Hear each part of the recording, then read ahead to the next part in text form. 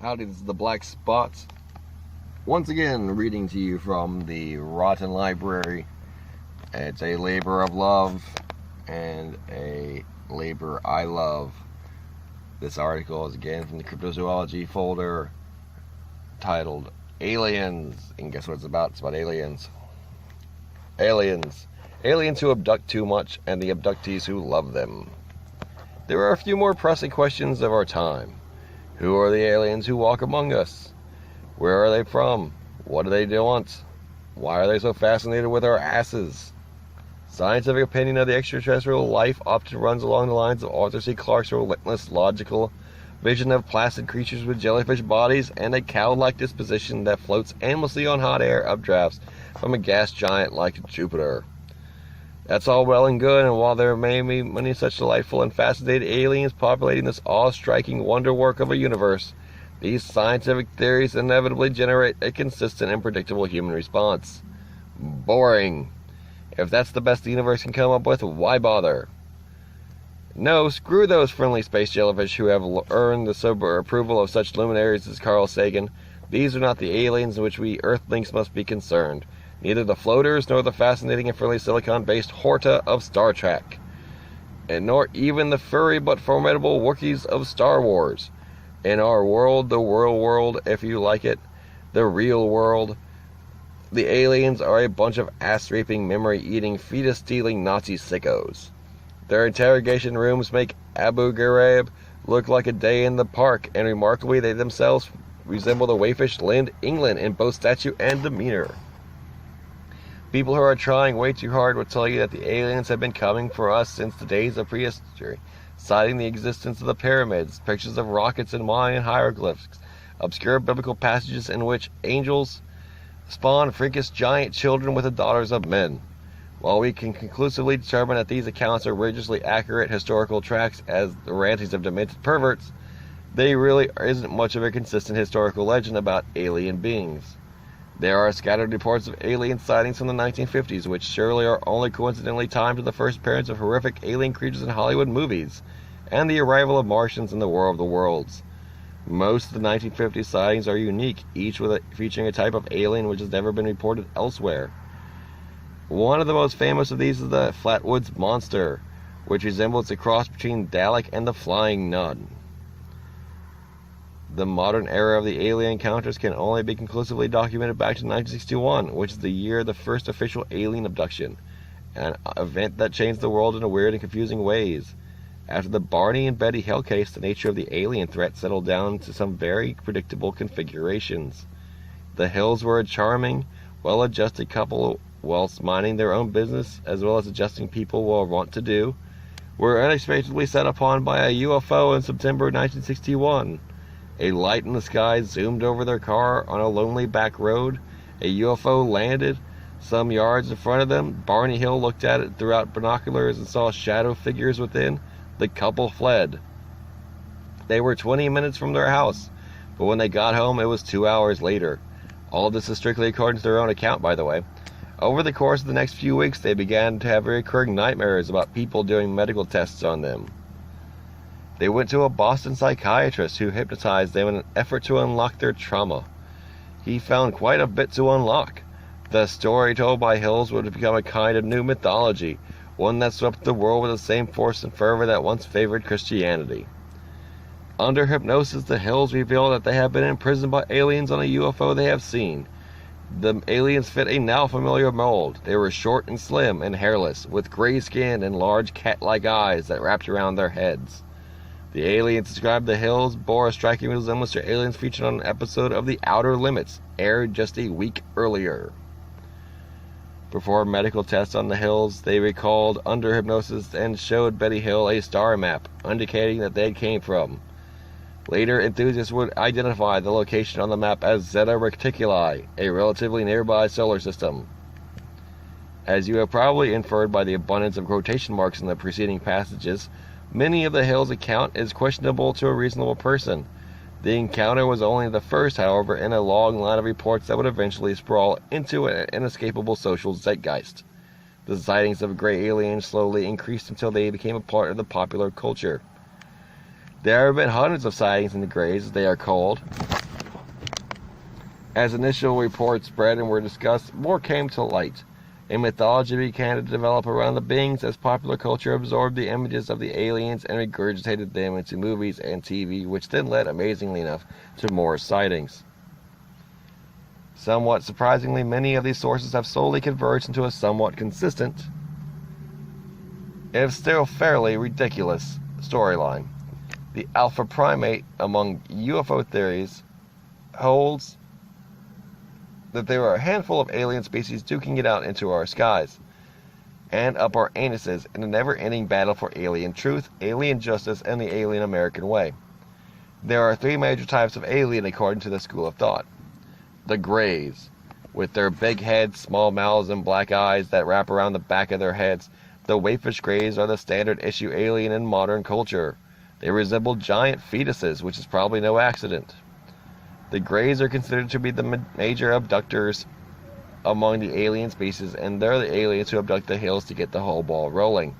They are presumed to come from Zeta Reticuli. Crackpot minority relatives to the majority crackpots have speculated that the Greys might be human beings from the far future who have traveled back in time to visit us cavemen.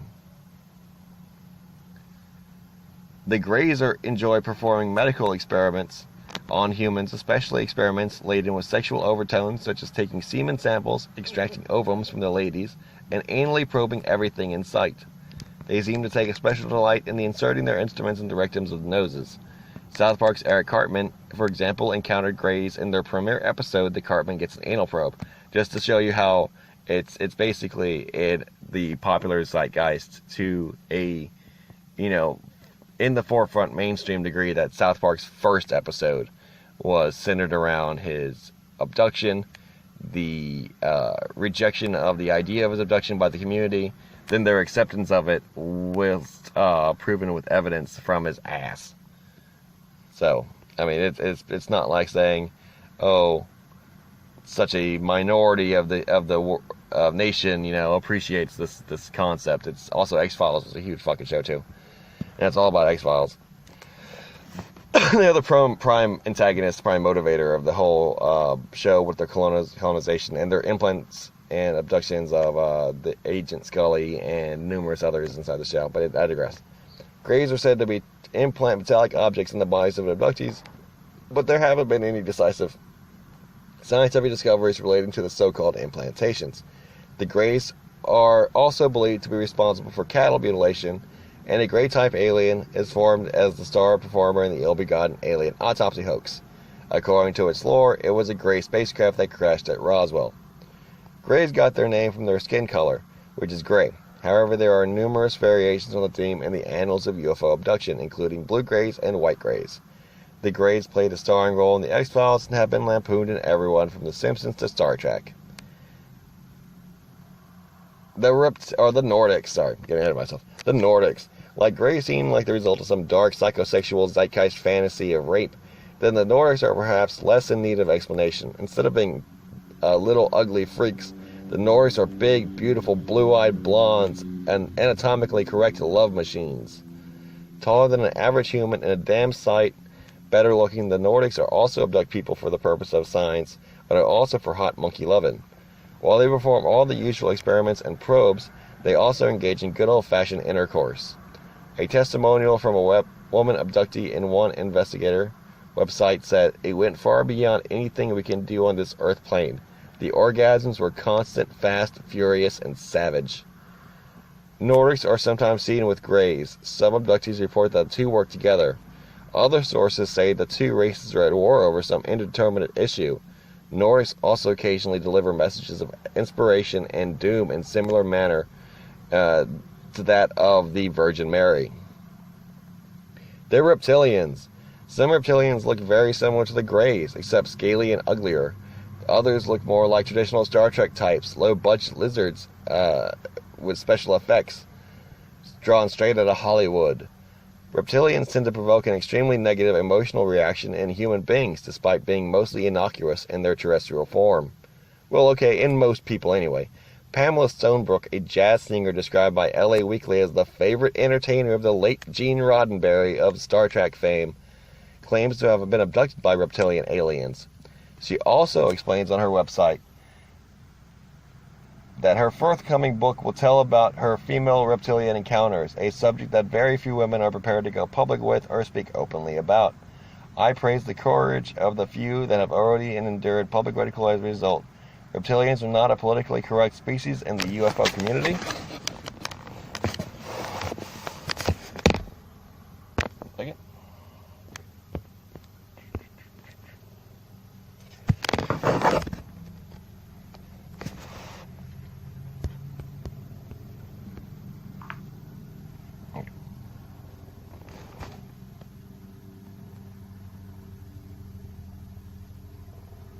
And to admit to having sex with the one, much less enjoying it.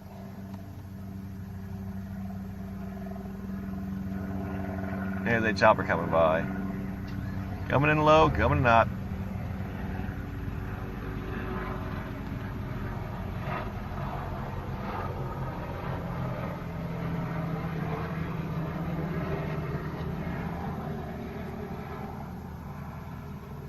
Appear to be a medical designated sea stallion. Okay, so certainly the reptilians use sex to control people in various ways. They have the ability to shapeshift as well as give tremendous pleasure through their mental powers. I have wrestled with all these implications and the various levels of meaning and possibilities represented by my encounter and my experiences. I will say, however, as I have said before, that I feel a deep respect for the reptilian entity with whom I interacted and a profound connection for this being. Aside from Miss Stonebrook's and not politically correct views, one would have to be hard-pressed to find anyone with anything good to say about the reptilians.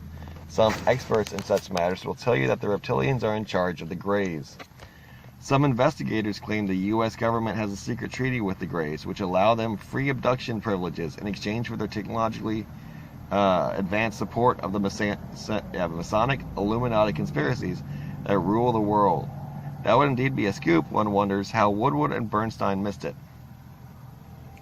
The truth is in here. There is a remarkably large population of hardcore UFO believers, followed by an even larger group of people who are open to the notion that some of all the stories of little gray men could be true.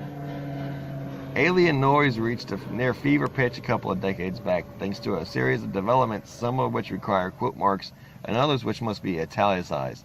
In the later category, Close Encounters of the Third Kind was released in 1977.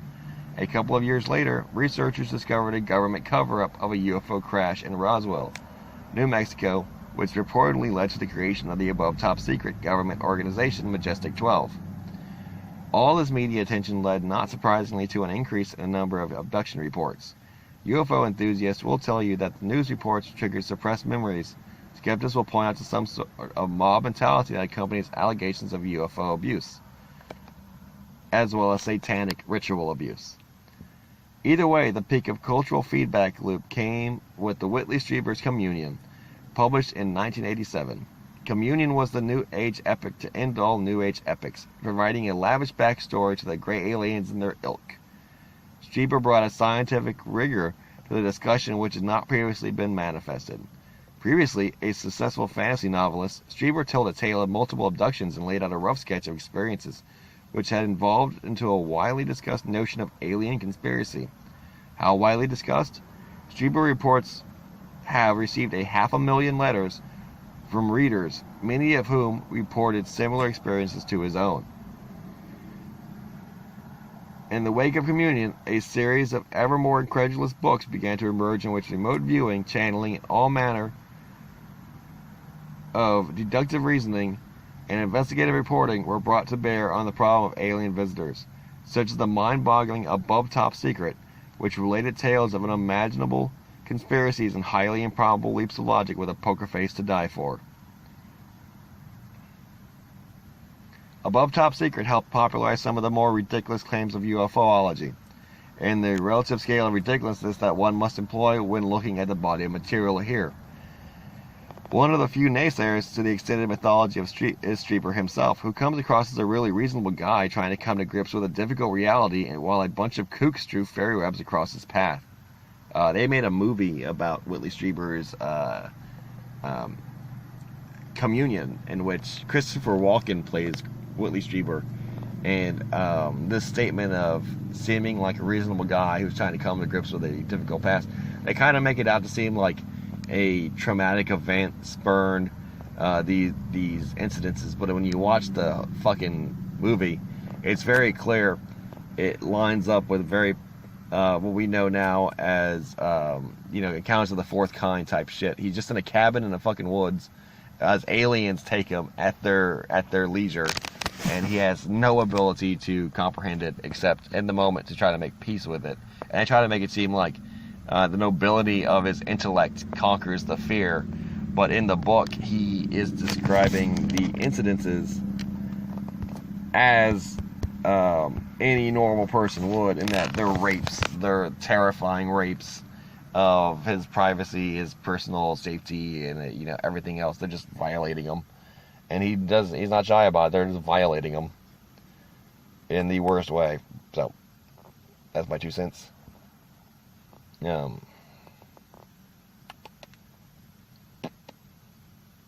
we going?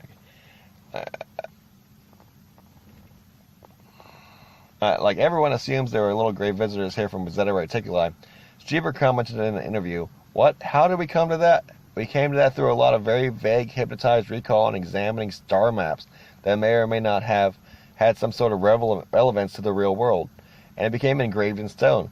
But it's nothing. It's fantasy. It's superstition," which is, of course, a relative evaluation, while Strieber denies drawing a line between Zeta Reticuli and himself. There are many, many others who draw the line much more conservatively, including the vast majority of mainstream critics.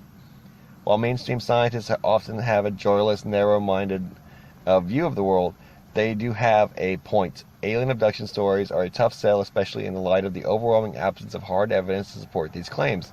UFO enthusiasts, or whatever you want to call them, claim that there have been more than 4 million abductions.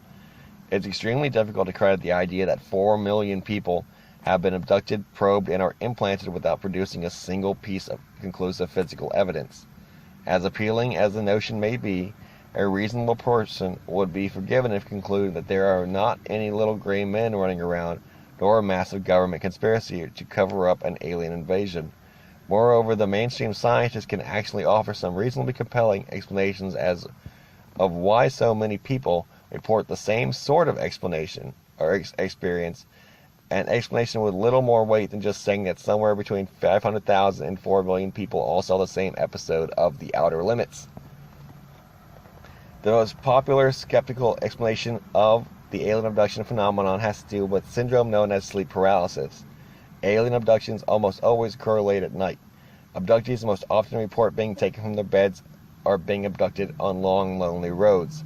Sleep paralysis is a fairly common syndrome, which affects as many as half of all the people at some point in their lives. And that's all the people in the world. 7 billion people. So that'd be, 3.5 billion people.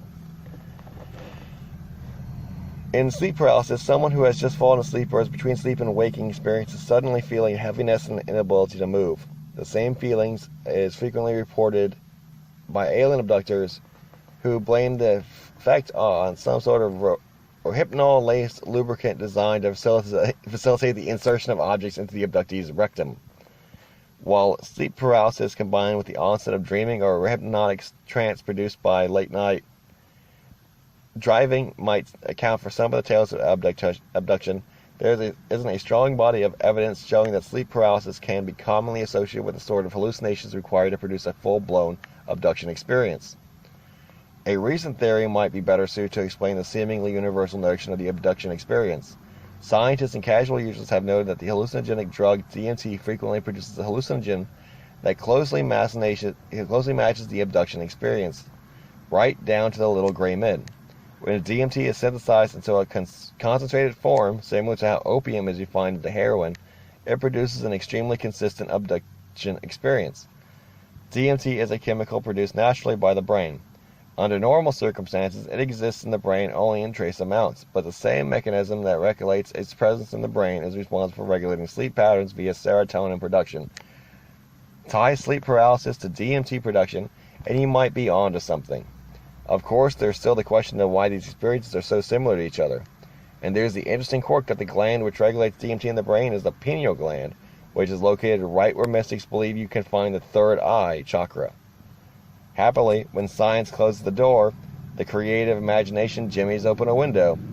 Maybe there are no little gray men, but what this mean is not that there's something even weirder right around the corner. I'm sorry, but leave that. Oh, the long article. Well, it's all practice for my public speaking and broadcasting, voice, future career, journalism, all that. Thank you for taking this ride with me. This has been the Black Spot. Like I said, God bless you, friends and enemies. And I hope Christ Jesus and Lord Jehovah upon high bless your lives and give you their protection, their blessing, and their armor on your way to finding their kingdom and going alongside them in your obedience to them. Let me say that. It's not that I hope Jesus Christ blesses each one of you on your individual pursuits and follies and specific destinies, but that you give up your lives for Christ and for Jehovah's glory and law and commandment and kingdom. You become knights in his kingdom, advancing his kingdom, and becoming evangelists in his name, telling the good news to those who desperately need it. You'd be surprised, many people have never even heard the story of Jesus Christ's passion and sacrifice, his purchase of us, and his rising. So please get out there. We need people promoting righteousness, holiness, and promoting people to fear God and to follow his commandments every single day, every single step of the way. Thank you very much. This has been the Black Spot, and see you next time. Howdy, this is the Black Spot. Once again, reading to you from the